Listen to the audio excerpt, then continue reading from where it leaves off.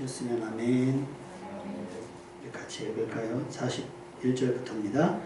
가까이 오사 성을 보시고 우시며 이르시되 너도 오늘 평화에 관한 일을 알았더라면 좋을 뻔하였거니와 지금 내 눈에 숨겨졌도다.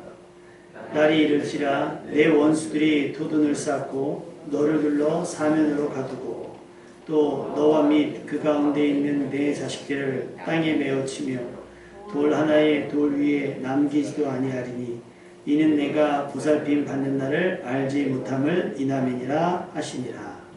아멘.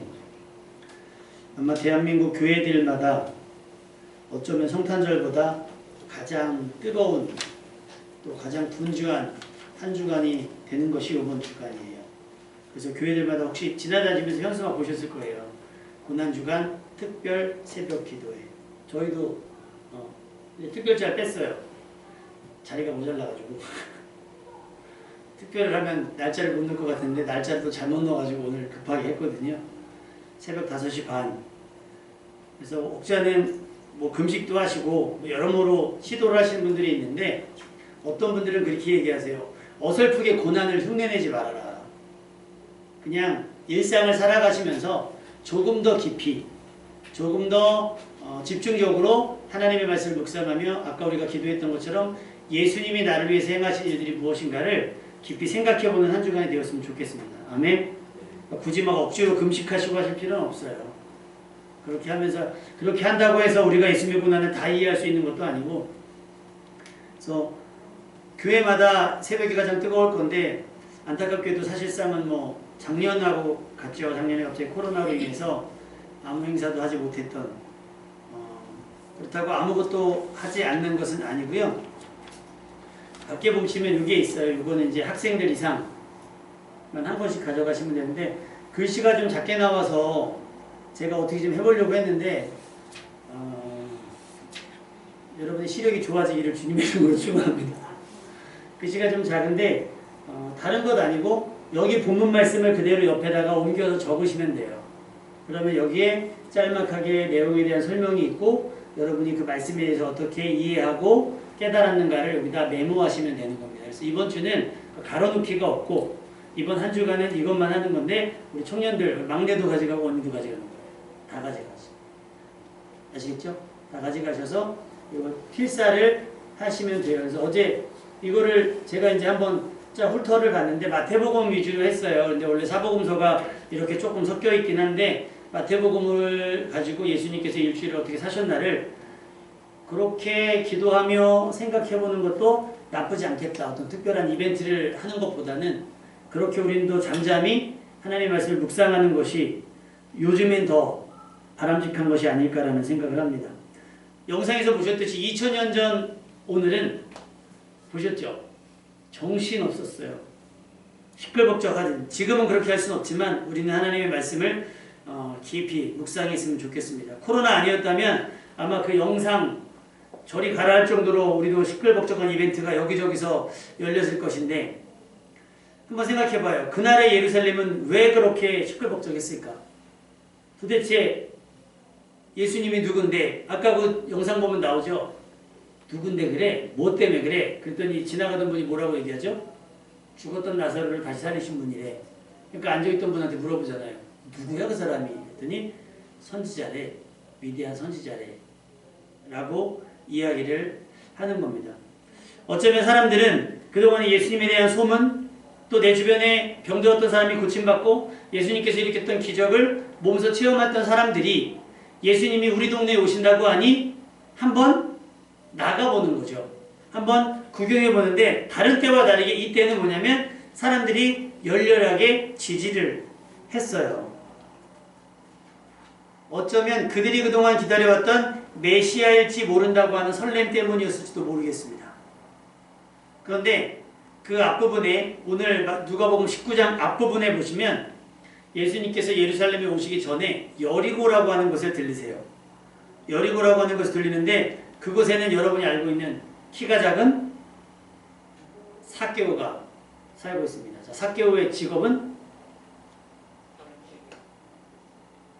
느닷없이 삭개오가 양치기가 됐어요. 귀농을 했죠. 삭개오가 세리를 하다가 세리장을 하다 정년 퇴직해가지고 지금 귀농해가지고 양치기 또 집에 가갖고 삭개오가 양치기인가? 하지 마시고 삭개오는 세리 중에 장이었어요. 부서장. 높은 사람이었어요. 그리고 부자였습니다. 그런데 부자였지만 사람들한테 그다지 인기나 존경은 받지 못했던 사람입니다. 예수님은 부자였지만 사람들에게 죄인으로 낙인 찍혀 외면받던 삭개오를 만나 주셨습니다. 그를 죄인으로 정죄하는 것. 삭개오가 사람들이 많아서 예수님을 볼 수 없으니 뽕나무 위에 이렇게 올라가잖아요. 그래서 예수님이 그를 쳐다보시며 내려요. 삭개오야 빨리 내려오라. 내가 오늘 너희 집에 유하여야겠다. 그 얘기를 다 들었잖아요. 다 들으니까 사람들이 뭐라고 수근수근 거리냐면 저 사람이 죄인들과 함께 어울린다. 어떻게 죄인의 집에 들어가느냐라고 수근수근 됩니다. 그때 예수님께서 그들 들으라고 하셨던 말씀이 뭐냐? 누가복음 19장 10절 말씀이에요. 인자가 온 곳은 잃어버린 자를 찾아 구원하려 함이니라. 할렐루야. 자, 경찰은 누굴 잡으러 다녀요? 자, 그러면 경찰이 하는 일은 범인을 잡는 일 맞죠? 근데 그거보다 더 중요한 일이 뭐가 있어요? 범죄를 예방하는 일. 그럼 소방관이 하는 일이 뭐예요? 네? 불 끌어가는 일. 근데 그보다 더 중요한 게 뭐예요? 화재를 예방하는 일. 그럼 예수님이 우리 가운데 오신 이유는 뭐예요? 잃어버린 자를 찾아 구원하려고 하시는데 그럼 그보다 우선돼야 되는 게 뭐예요? 우리가 잃어버려지면 안 되는 거예요. 탕자처럼 집을 뛰쳐나가거나 그러면 안 된다라고 하는 사실이에요. 그런데 그 수많은 선지자를 보내서 경고하시고 훈계하시고 가르쳐 주셨음에도 불구하고 이스라엘 백성은 지금 뭐예요? 다 잃어버린 자가 된 거예요. 인자가 온 이유, 그래서 예수님께서 여러 비유로 말씀하신 것 가운데 뭐가 있냐면 그 포도원에 수확하려고 종을 보냈더니 종을 죽여요. 계속 죽여요. 그러니까 포도원 그 주인이 뭐라고 했냐면 내 아들을 보내면 존경하지 않겠냐. 아들을 죽였더니 아들도 죽여서 야, 저 아들 죽이면 이 포도원이 우리 것 되지 않겠냐 해서 아들을 죽입니다. 그래서 주인이 어떻게 와가지고 그 원수들을 다 심판했다고 하는 이야기를 예수님께서 하셨어요. 그 얘기가 뭐냐면 선지자들을 보내고 왜 잃어버린 자를 찾으려고 계속해서 보냈는데 정신 못 차리고 계속 방황하고 계속 헤매이다 보니 하나님께서 어떻게 해요? 독생하신 예수 그리스도 하나님의 아들 예수 그리스도를 이 땅에 보내주신 거예요. 그런데 그 또한 우리가 이번 고난주간을 통해서 알게 되겠지만 포도원의 사람들이 했던 것처럼 똑같이 예수님을 십자가에 못 박여 죽임으로 말미암아 끝까지 뭐가 됐어요? 잃어버린 자가 되었다라고 하는 거예요. 예수님은 삭개오의 이야기를 통해서 죄인들을 향한 강한 의지를 나타내 보이셨어요. 그리고 그 의지, 잃어버린 자를 차차 구원하시려는 그 의지는 계속해서 식지 않고 골고다 언덕 끝까지 향하게 됩니다. 그렇게 예수님은 여리고를 지나서 예루살렘 앞을 향하게 됐는데 이 길을 지나면 무슨 일이 벌어질지 예수님은 뻔히 아시면서도 느릿느릿 가거나 이게 우왕좌왕한 것 하지 않고 뒤처지지 않고 자신에게 일어날 일들을 뒤로 미루지 않고 예수님은 아버지의 뜻대로 행하는 일, 잃어버린 자를 찾아 구원하는 일을 위해서 성경에 보면 앞장서셨다 그래요. 앞장서셨다. 19장에 보면 가시는데 앞장서서 가셨다라고 기록되어져 있습니다. 여러분은 어떤 일을 앞장서시는 분입니까? 아니면 남들이 하는 거 보고 이렇게 좀 한번 해볼까 하시는 스타일이에요. 아니면 여러분이 만약에 앞서 행하시는 분이라고 한다면 그렇게 여러분을 푸시하는 것이 무엇일까요? 우리나라 사람들이 희한하게 알아서 하는 사람이 많지 않아요. 뭐 해야죠?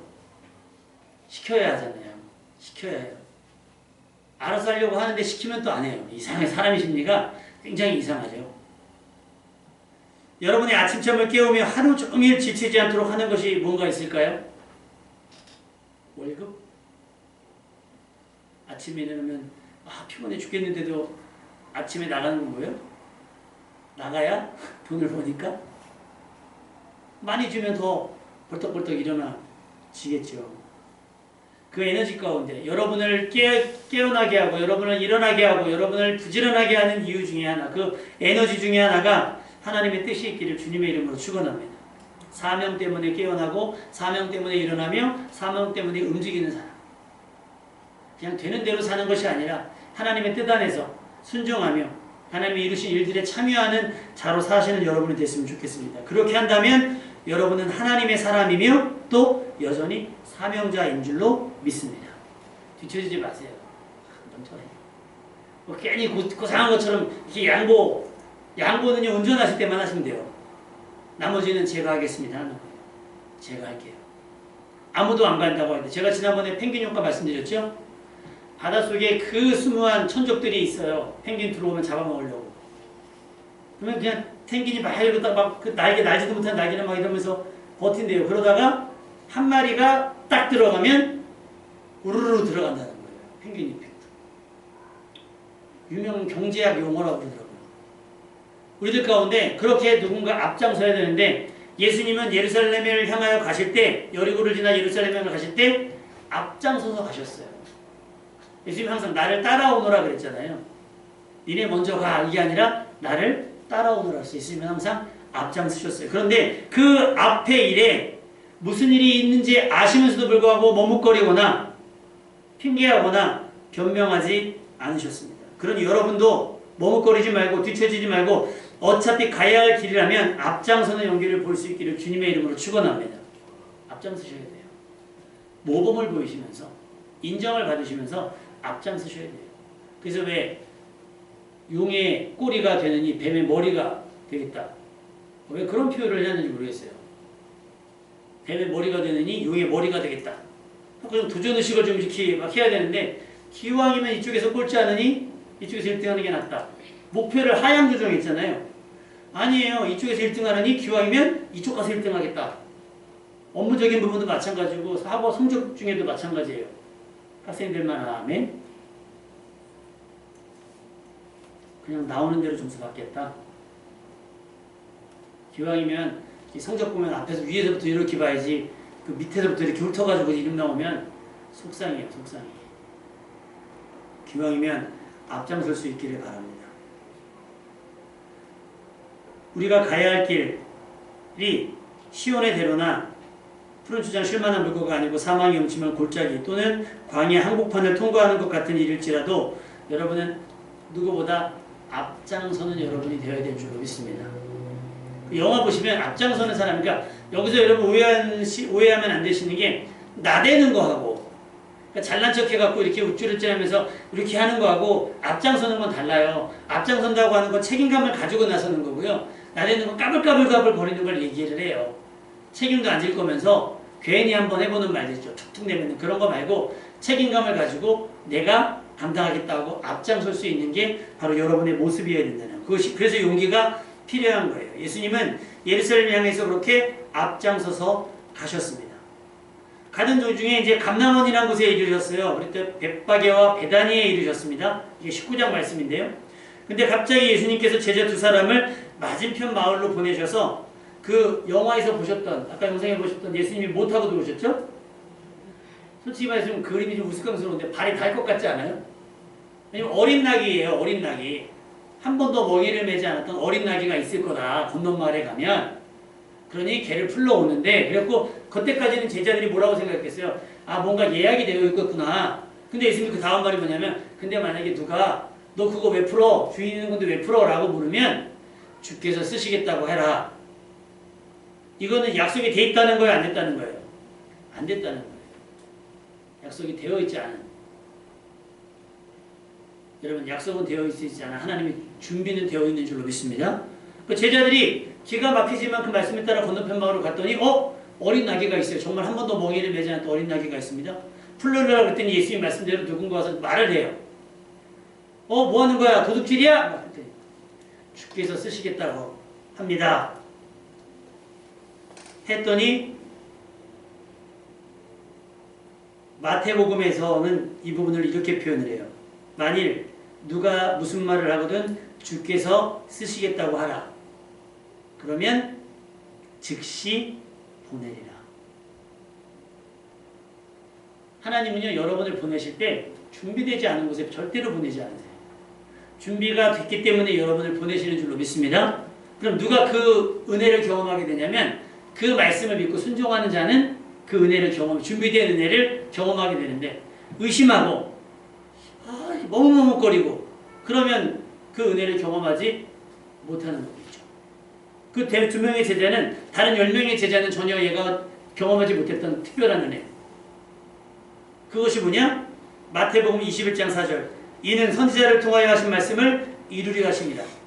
나귀를 타는 것도 구약성경 아까 이사야의 말씀에 예언되어 있던 대로 어린 나귀, 그는 겸손하셔서 어린 나귀 타고 온다라고 하는 하나님의 말씀을 이루려고 예수님께서는 아예 그 모든 것들이 세팅되어 있는 곳으로 제자들을 보내셨고, 그 주인 역시도 어떻게 해서 어린 나귀를 키우게 됐는지는 모르겠으나 말씀을 이루어지는데 자기 나귀를 드리는 것에 참여하게 됐더라고 하는 거예요.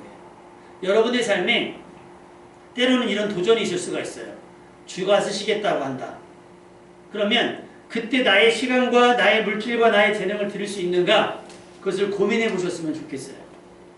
저희 교회가 신기한 것이, 여러모로 성도님들이 숫자가 좀 있었다가 없었다가 막 하잖아요. 그럼 그 얘기는 뭐냐면 교회 재정이 있었다가 없었다가 한다는 얘기예요. 근데 지출은 늘 있잖아요. 지출은 늘 있는데, 근데 고민을 하지 않았던 게 뭐냐면, 희한하게 누군가 헌금을 해주세요. 지난 수요일날도 말씀을 드렸잖아요. 사실은 코로나 시기에 우리 교회는 왜 월세를 안 깎아주나 그런 의문과 의심을 한번 해봅니다. 우리는 왜 착한 임대인이 없을까? 그건 아닐 거예요. 다들 형편이 어렵고 하다 보니까. 근데 막 그런 얘기를 들으면 좀 부럽기도 해요. 근데 반면에 무슨 일이 있었냐면, 누군가 우리 교회에 헌금을 해주세요. 이번 주 같은 경우는 무슨 헌금이 있었냐면 전화 한 통을 받았습니다. 전화 한 통을 받았는데, 요는 뭐냐, 아들이 결혼을 했는데 코로나 때문에 교회를 못 정한 거예요. 방문을 못 하니까. 그래서 온라인으로 예배를 드리다가 결혼한 지 몇 개월 됐는데 11조를 모아놓은 거예요. 그래서 드리고 싶은데 아직 교회를 못 정했으니까 못 드리고 있다가, 한 번 모았던 것은 제 다른 아는 교회에 헌금을 했고요. 또한 2달치를 모아놨는데 한 게 100여만 원 되더라고요. 2달치를 모아놨는데 이걸 어디다 드릴까 하다가 아버지와 상의를 하다가 우리 교회가 생각이 나서 전화를 했더라고요. 그래서 사실은 여차저차해서 11조를 드리려고 하니 계좌번호를 알려주시면 좋겠습니다. 그래서 100여만 원을 헌금을 했어요. 근데 더 웃긴 게, 근데 목사님이 웃긴 게, 통장에 그렇게 11조를 모아놨더니 돈 쓸 일이 생겨요. 차가 고장이 났더라는 거예요. 그러니 어떻게 급하게 차는 타고 다녀야 되니까 차를 고치려고 견적을 내보니까 100만 원 나오더래요. 딱 모아놓은 만큼 돈을 때 여호와 이래죠. 뭐가 이래요. 그러니까 와이프는 급한데 어쨌든 급하니까 일단 그걸 쓰자. 그리고 우리가 다음 달에 맺고 성금을 하면 되지.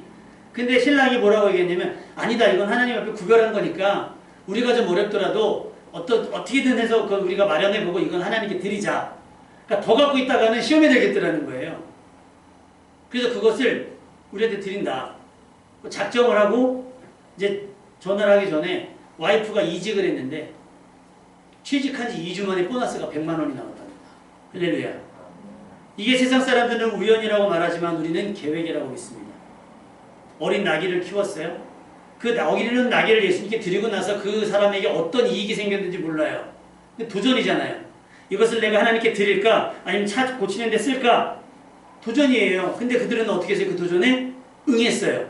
우린 하나님께 드리고 이거는 씨름해보자. 그랬더니 하나님께서 예비하신 은혜 베풀어 주시더라는 거예요. 그래서 제가 지난 수요일에 말씀드렸죠. 그 친구들 평생에 11조 도둑질 안 할 거예요. 11조는 손대지 않을 겁니다. 왜? 경험했으니까. 이따 나중 부분은 나오는데, 나중에 제자들이 예수님을 막 환호하면서 아까 사람들이 막 찬양하는 거 보셨죠? 찬양할 때 누가복음 뭐라고 기록되어져 있냐면, 무리의 제자들이 찬양하는데 그들의 본바, 하나님께서 행하신 기이한 일들을 본바를 가지고 하나님을 찬양했다고 그랬어요. 경험을 했으니 순종할 수밖에 없고, 경험을 했으니 충성할 수밖에 없더라는 거예요. 건넌마을 가을서 나귀를 데리고 오라, 이런 말 같지도 않은 이야기. 그런데 순종을 했더니 예비된 은혜를 경험을 했더라. 11조를 드리려고 했더니 돈 쓸 일이 생기는데 거기에 흔들리지 않고 드렸더니 예비된 은혜, 예비된 직장, 또 예비된 보너스 받게 되더라는 거예요. 여러분에게 이런 즐거운 은혜가 넘쳐나시기를 주님의 이름으로 축원합니다. 그렇게 하나님은, 예수님은 한 사소한 몸짓 하나, 사소한 행동 하나도 뭐냐면 말씀을 이루려고 하셨다라고 하는 거예요. 말씀을 이루려고 하시기 위해서 어떻게 보면 그냥 뭐 퍼포먼스잖아요. 근데 그냥 단순한 퍼포먼스가 아니에요. 그러니까 아까 나귀를 탄 선지자? 이러면서 비웃잖아요. 근데 그 나귀를 탄 것이 뭐예요? 말씀을 이루려고 타신 거예요. 그러니까 여러분들도 세상 사람들이 왜 그래? 의문을 갖는 태도나 모습들 속에서 여러분의 모습이 하나님의 말씀을 이루어가는 모습이 되기를 주님의 이름으로 축원합니다. 그렇게 나귀를 타고 예수님께서 예루살렘에 들어오셨습니다. 순식간에 레드카펫이 아니라 겉옷카펫, 그죠? 아까 보셨죠? 막 겉옷. 그 이스라엘 백성들, 유대인들이 입는 옷들은 이렇게 그냥 우리가 입는 이런 옷이 아니라 뭐라 그러죠? 이렇게 여자들이 이렇게 숄? 그런 것처럼 이렇게 해서 이렇게 한번 감는 거거든요. 이거 벗으면 속옷이에요. 그렇다고 그러더라고요. 이렇게 벗으면. 근데 아침 저녁으로는 굉장히 추워서 기온의 차이가 일교차가 커서 겉옷이 없으면 생활이 힘든다는 거예요. 그런데 나귀를 데리고 올 때 제자들이 먼저 겉옷을 벗어서 나귀 위에 깔고, 안장 대신에 깔고, 그걸 보자 몰려들었던 사람들이 겉옷을 깔아서 길을 만들어요. 그리고 뭘 흔들어요? 종려나무까지 흔들어서 오늘이 무슨 주일? 종려주일이라는 거예요. 아까 이파리 막이라고 했잖아요. 원래 교회들마다 이렇게 막 그런 거 하거든요. 종려주일에 대한 막 하는데 저는 솔직히 성전 꽃꽂이는 반대하는 입장 중에 하나입니다. 왜냐하면 오래 못 가잖아요.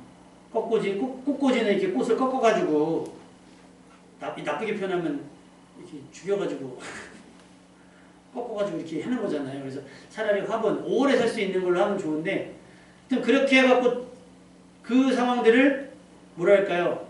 조금 빛냈다고 할까요? 예수님이 오시는 것들을 그렇게 빛냈어요. 사람들은 예수님의 등장에 기뻐하며 큰 소리로 하나님을 찬양했습니다. 우리 37절, 38절 말씀. 누가복음 19장 37절, 38절을 한번 읽어보겠습니다. 그 앞부분에 있으니까요. 한번 읽어봅시다. 시작!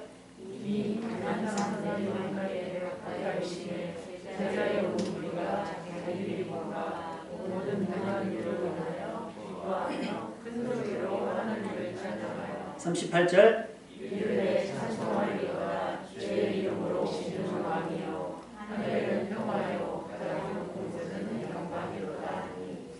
누가는요, 예수님을 환영하며 환호하는 이들을 제자의 온 무리라고 특징지었습니다. 또 그들은 이미 예수님께서 행하신 일들을 이미 경험한 자들, 자기들이 본 바 모든 능한 일들이 있더라는 거예요. 예수님께서 아까도 누가 얘기했던 것처럼 죽었던 나사로를 살리셨던 일이거나, 들판에서 오병이어 가지고 5,000명, 또 7,000명을 먹였던 일들이거나, 이런 일들인 거예요. 또 기존의 제자들도 경험한 것들이 있잖아요. 가까이서 보면 귀신을 쫓아낸 일이라든지, 뭐 그런 일들, 기이한 일들, 그런 것들로 인해서 찬양했다는 거예요. 여러분, 찬양의 가사가 여러분의 이야기로 채워졌으면 좋겠습니다. 요즘 아이돌의 노래가 어른들의 마음에 와닿지 않는 게 왠지 아세요? 웅얼웅얼 걸려가지고 가사가 안 들리는 것도 있는데요. 가사 내용 자체가 너무 자기들의 이야기가 아니에요. 그래서 뭐라 그러죠? 자기가 노래를 쓰고 자기가 노래를 부르는 사람, 싱어송라이터들의 노래가 약간은 간단해 보이긴 하지만 가슴을 울리는 건 자신의 이야기를 자신이 노래를 하기 때문인 거예요. 찬양도 마찬가지인 거예요. 음정박자를 정확히 맞춰서 부르는 것이 아니라 내가 본 바, 내가 경험 바, 손으로 만진 바, 눈으로 본 거, 귀로 들은 거, 그것들을 가지고 내가 소화시켜서 이것이 은혜인 것을 알고 노래를 하는 것과, 그렇지 않고 음정박자 맞춰서 4분의 4박자 주의에 맞춰서 하는 것, 그것은 찬양이 될 수가 없어요. 그냥 노래인 거죠. 그래서 전에 한번 우리 오산교회에서 감찰의 연합회 할 때 박모세 군이라고, 아마 요즘에 인터넷에 나오는 친구이긴 한데요. 그 친구가 어떤 거냐면 뇌가 90%가 없어요. 10%만 남았는데 찬양을 해요. 그러니까 그렇게 몸이 안 좋은데 찬양을 하니까 우리가 좀 봐주는 부분들도 있지만, 그 아이는 의사들 하는 얘기가 뭐냐면 살아 움직이는 게 기적이라 그래요. 그러니 우리가 그 아이 찬양하는 거 보면 숙연해지는 거예요. 근데 내가 그 사람처럼 노래 부르면 아무도 감동 안 하죠. 다현이가 반주하고 집에 가면 맨날 그래요. 막 큰일 날 뻔했어요. 왜냐면 제가 음정박자를 많이 놓치거든요. 혼자 늘렸다가 혼자 줄였다가 1절엔 늘렸다가 2절은 줄였다가 빠르기가 1절은 보통 빠르게 했다가 2절은 아주 빠르게 했다가 3절은 아주 느리게 했다가 혼자 막 제가 좀 음정박자가 별로 없어서 그럼에도 불구하고 우리는 뭐로? 여러분의 삶으로 노래할 수 있어야 돼요. 그 삶이 뭐예요? 하나님의 은혜를 경험한 거. 받은 바 은혜를 가지고 하나님을 찬양할 수 있어야 되는 거예요. 진정한 찬양은 그래서 경험에서 나오는 거예요. 그래서 새 노래로 하나님을 찬양하고 시편 기자가 계속 우리에게 이야기하는 건 뭐냐면 여러분의 믿음의 경험을 통해서 늘 노래가 업데이트 됐으면 좋겠다는 거예요. 언제까지 세상에서 방황할 때 나 주님을 몰랐네 갖고 은혜 받지 말고 여러분이 방황했다 변화된 이야기로 노래를 만들라는 거죠. 그렇게 부르라는 거예요. 그러니까 주변에 있던 사람들이 누가 그러죠. 바리새인이 나오잖아요. 아까 저들 좀 조용히 시키세요. 진정시키세요. 막 시끄러워요. 하잖아요. 막 소리 지르니까. 예수님께서 뭐라고 말씀하시죠? 정답을 아시는 분에게는 뭐가 있을 거예요. 뭐라 그러죠? 저들이 잠잠하면 돌들이 일어나 소리 지른다. 여러분 세상에 창조된 모든 것들은 존재 자체가 하나님을 찬양하는 겁니다. 아멘? 그러니까 여러분이 거기 가운데 끼어 있어야죠. 여러분의 이야기가 그들의 이야기 속에 들어갈 수 있어야 되는 거예요. 그러니까 누군가는 은혜 받지 못한 사람들은요. 예배가 지겹고요. 예배가 지루해요. 은혜 받은 사람들은 예배가 길어도 흥미진진합니다. 계속해서. 영화도 마찬가지예요. 여러분 영화를 찍은 사람이나 영화에 들어갔던 사람들은요. 영화를 2시간이고 3시간이고 굉장히 유심 있게 볼 거예요. 그죠? 근데 돈 내고 들어온 사람들은요. 영화를 평가해요. 재미있다 없다. 근데 영화에 참여했던 사람들은 이 영화가 어떻게 만들어졌는지 아니까 흥미진진하게 볼 수밖에 없는 거죠. 예배도 마찬가지고 찬양도 마찬가지인 거예요. 여러분이 말씀에 순종하려고 겪었던 일들이 이야기가 있어야 예배 가운데 나올 때도 하나님 사실은 이런 일이 있었는데 이렇게 예배를 드리게 됐어요. 얼마나 사연이 좋아요. 얼마나 이해 스토리가 됩니까? 근데 그런 스토리가 없는 사람들은 뭐예요? 시끄럽고 따분하고 지루하고 에이 이상해 라고 이야기를 하는 거예요. 누가 저한테 비아냥거리지 그러더라고요. 기도원 같은 데 사진 찍으면 막 울면서 기도하고 막 이러잖아요. 아우 미친 사람 같다고. 내가 그래요. 그지. 나도 좀 그래. 근데 나는 더 이해 안 되는 게 클럽에 있는 사람들은 왜 그래? 범신 사람 같지 않아요? 모르는 남녀가 막 뒤엉켜가지고요. 옷도 입은 건지 벗은 건지 모르고 막 돌았지. 바보 같은데? 펜타곤? 아는 건데 펜타곤은 어떻게 알지? 젊은이들이 그렇게 살아요. 우리가 이해할 수 있죠. 그러면 젊은이들, 우리 어른들 세대는 캬바레? 나이트클럽? 국빈관 막 이런 거 있잖아요. 젊은이들 국빈관 하면 중국집 얘기하지만 어른들은 알아요. 나이트클럽이라는 걸. 웨이터. 그건 정상적으로 보입니까 여러분?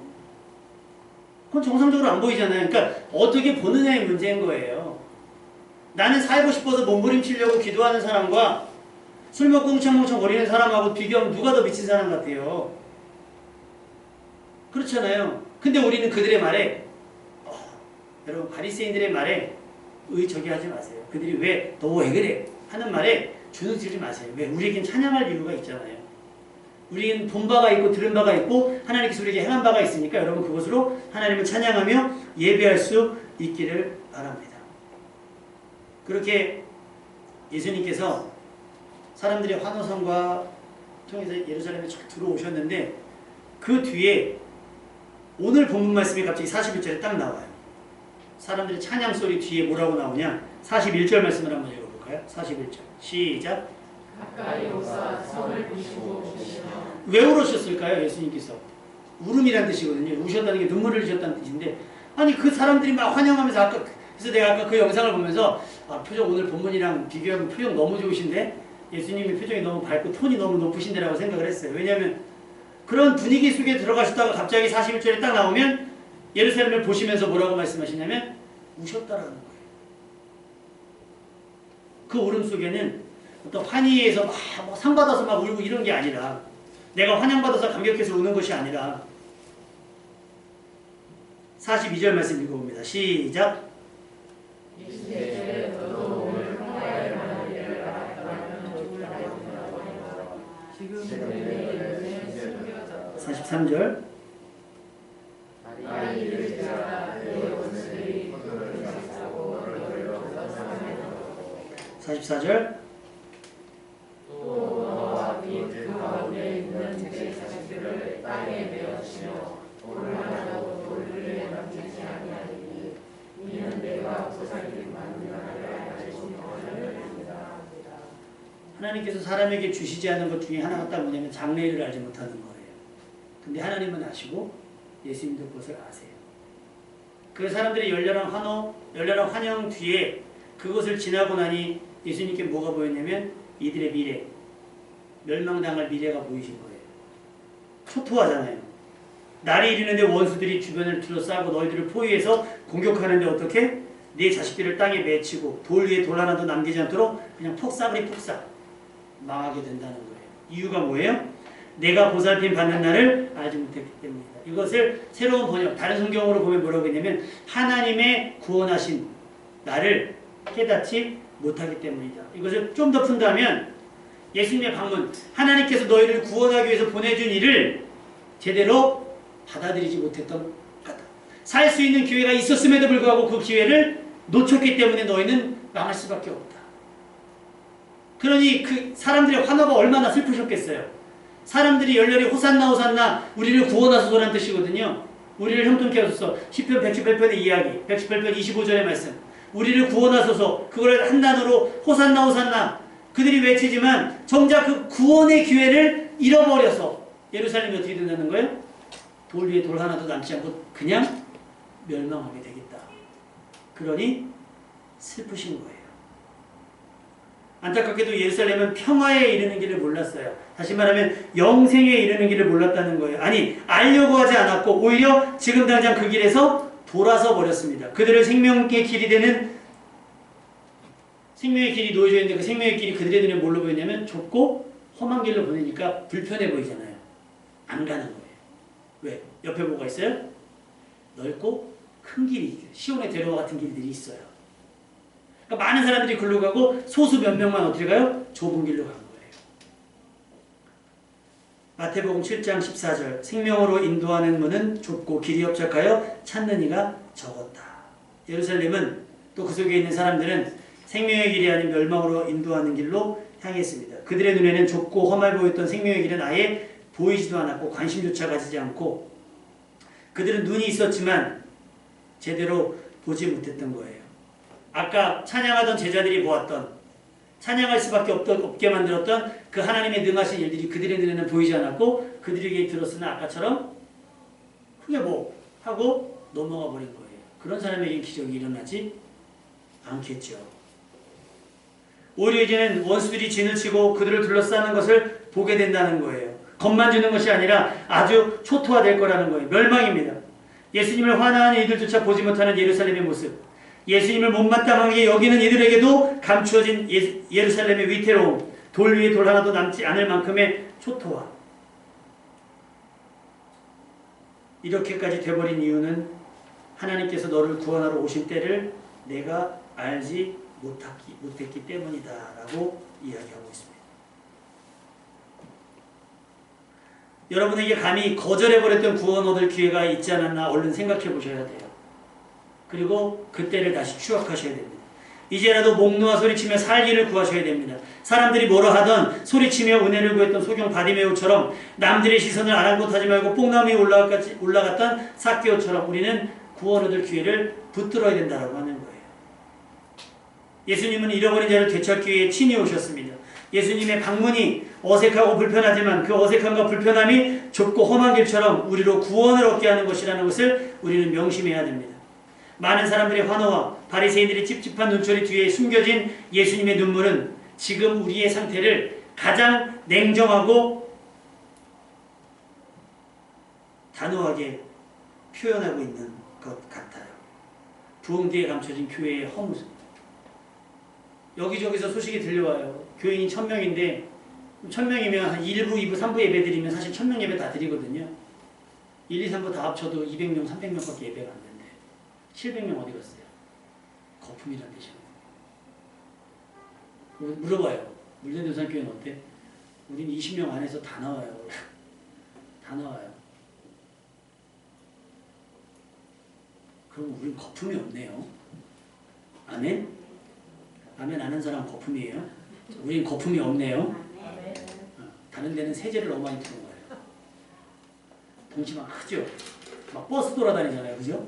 막 버스 돌아다니고 막 그러잖아요. 다 거품이에요. 일주일 내내 서 있는데 뭐. 지금 우리가 생각할 건 이벤트가 아니에요. 교회가 해낼 건 이벤트가 아니라 변화된 여러분들의 모습, 여러분의 진심을 통해 주변 사람들이 감동되어져서 와야지 교회가 뭘 해도 이제 믿겠습니까? 성도님 오랜만에 오셨는데 예전에 전도지 같은 거 받아보셨죠? 그거 받으면 뭐 감동이 되세요? 뭐라는 거죠? 솔직히 말해서 이런 말 표현해주면 내 안에 가는 것도 솔직히 싫은데 뭘 나한테까지 이럴 수도 있었어요. 그죠? 근데 지난번에 친히 오셔서 직접 말씀하시거든요. 아내가 물대도산교회 나오면서도 입이 참 잘 돼요. 경험하신 거잖아요. 경험하니까 때에 따라 시간 되시는 날은 또 빼지 않고 또 오실 수 있는 거예요. 물론 어떤 공작과 작업이 있었는지 모르겠으나 그런 거예요. 그렇게 내가 변화되어져서 내가 이 사람에게 대하는 태도가 달라지면 궁금한데 저 사람이 왜 이렇게 됐는지 하고 올 수 있는 건데 그런 거 없이 막 멀쩡하게 안에는 골묻고 썩었는데 막 밖에 나간다고 어제 홈쇼핑 지나가다 잠깐 봤는데 남자분이 막 그러더라고요. 근데 불이 났는데요. 여러분 불난 집 위에다 건물 새로 짓는 사람 있어요? 없잖아요. 그런 것처럼 얼굴이 막 엉망진창인데 여기다가 막 갖다 바른다고 얼굴이 됩니까? 안 되죠. 이거를 해야죠. 정리해야죠. 그게 그거예요. 교회는 지금 어쩌면 예수님의 눈물을 더 생각해야 돼요. 이벤트 막 환호하고 호산나 하는 거 막 부흥 이런 거가 아니라 예수님이 왜 눈물을 흘리셨을까에 초점을 맞추며 우리의 삶이 남은 삶이 예수님으로 하여금 눈물을 흘리게 하는 삶이 아니라 참 흐뭇하게 그래 내가 너 때문에 기꺼이 내가 널 위해 죽은 것이 아깝지 않고 그래 내가 이렇기 때문에 십자가 졌지라고 할 수 있는 그런 삶이 되시기를 주님의 이름으로 축원합니다. 여러분의 몸이 기억하는 하나님께서 행하신 일들로 우리의 찬양, 우리의 환호가 수그러들지 않았으면 좋겠습니다. 그래서 내년 이맘때는 설교가 제목이 벌써 나왔어요. 내년 종료주일 따라해봅시다. 호산나에서 마라나타 사이. 자, 호산나 우리를 구원하소서. 마라나타가 무슨 뜻이죠? 아멘 주 예수여 오시옵소서. 그 사이를 우리가 살아가는 거예요. 그럼 우리 땅에 미련이 없으면 마라나타 할 수 있는 거예요. 땅에 미련이 있으면 우리 여전히 그 사이에서 머뭇머뭇하는 거겠죠. 하나님의 구원은 아직까지 현재 진행형입니다. 늦지 않았습니다. 그 시작이 예수님의 십자가였고 이번 한 주간이 그 십자가의 의미를 깊이 묵상해 볼 수 있는 기회의 시간들입니다. 예수님은 십자가를 통해 우리에게 오신 이유를 분명히 설명하셨습니다. 이제 우리 차례예요. 호산나 호산나에 취해서 예수님 봤어. 잘생겼더라. 예수님 왔어. 예수님 이번에 무슨 기적을 일으킬까? 이런 설레임보다 예수님이 왜 눈물을 흘리셨지?